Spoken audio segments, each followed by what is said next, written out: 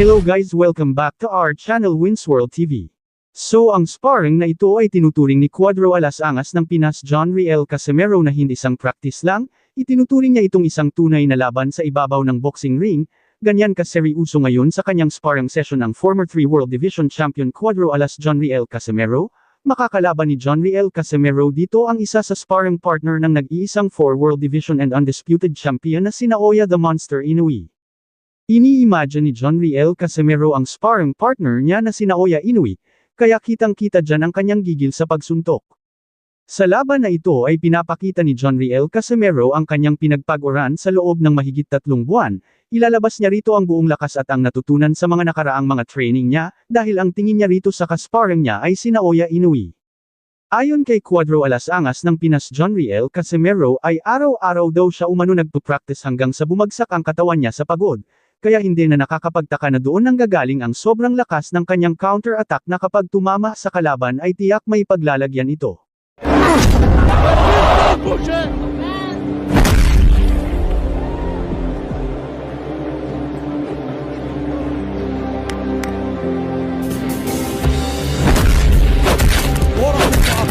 Walang pakialam si Cuadro Alas kung gaano kalaki at kalakas ang kanyang makakalaban dito. Ating tunghayan ang sparring session ng nag-iisang former 3 World Division Champion John Riel Casimero.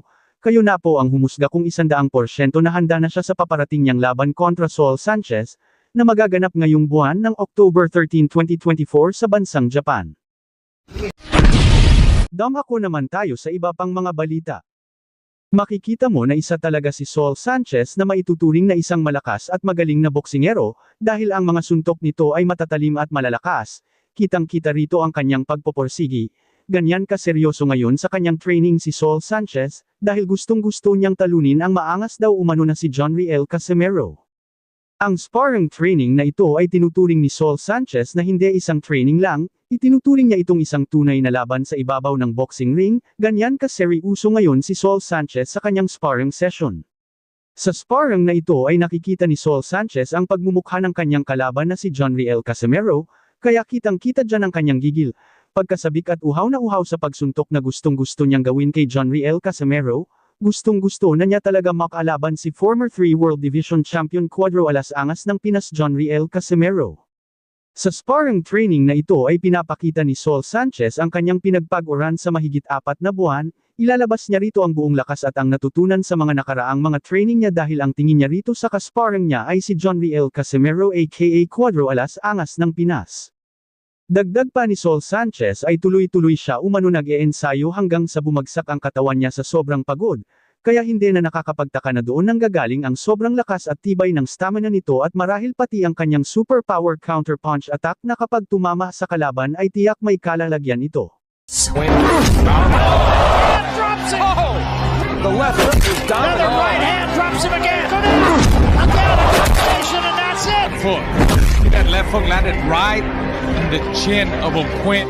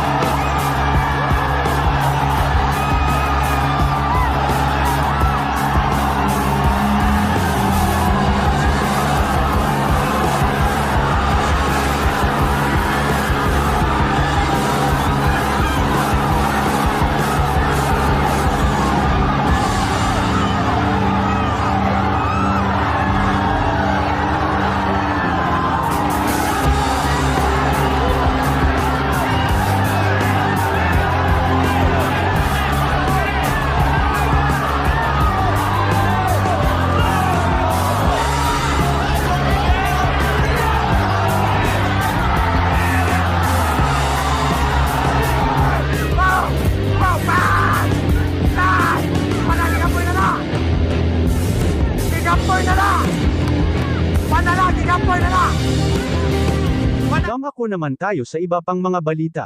Top got a filled up engine. Sa paparating na laban ng ating pambato na si former 3 World Division Champion Cuadro Alas Angas ng Pinas John Riel Casimero kontra Saul Sanchez, hindi lamang ang mga boxing fans at buong Pilipinas ang nakaabang sa paparating na laban ng ating kababayan na si John Riel Casimero.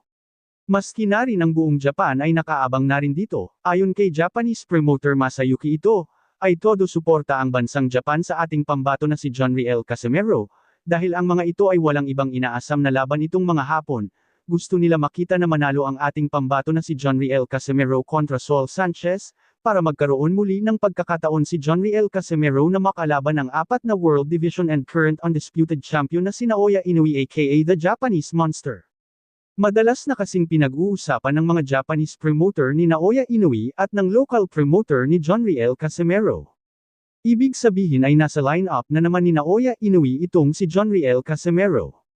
Kailangan lang maipakita ni John Riel Casimero ang isang napaka-impresibong panalo sa bawat mga laban niya, para makuha niya muli ang isang mandatory spot ng mga major belt sa division ng Super Bantamweight, dahil sa ngayon ay nasa kamay na ni Naoya Inoue ang mga major belt sa pagkapanalo niya sa mga Unified Champion Paul Butler, Stephen Fulton at Marlon Tapales, at nadagdagan pa ito noong natalo niya si Luis Neri at TJ Doheny.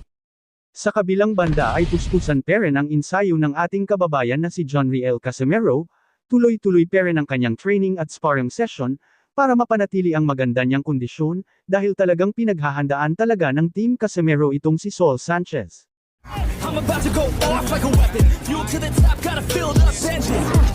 In my thoughts, obsession. I will not stop, no, I'm never second guessing. I got a God complex. Haters love to hate, but I never. I'm about to go off like a weapon. Fuel to the top, got a filled up engine. In my thoughts, obsession. I will not stop, no, I'm never second guessing. I got a God complex. Haters love to hate, but I never. I'm about to go off like a weapon. Fuel to the top, got a filled up engine. In my thoughts, obsession. I will not stop.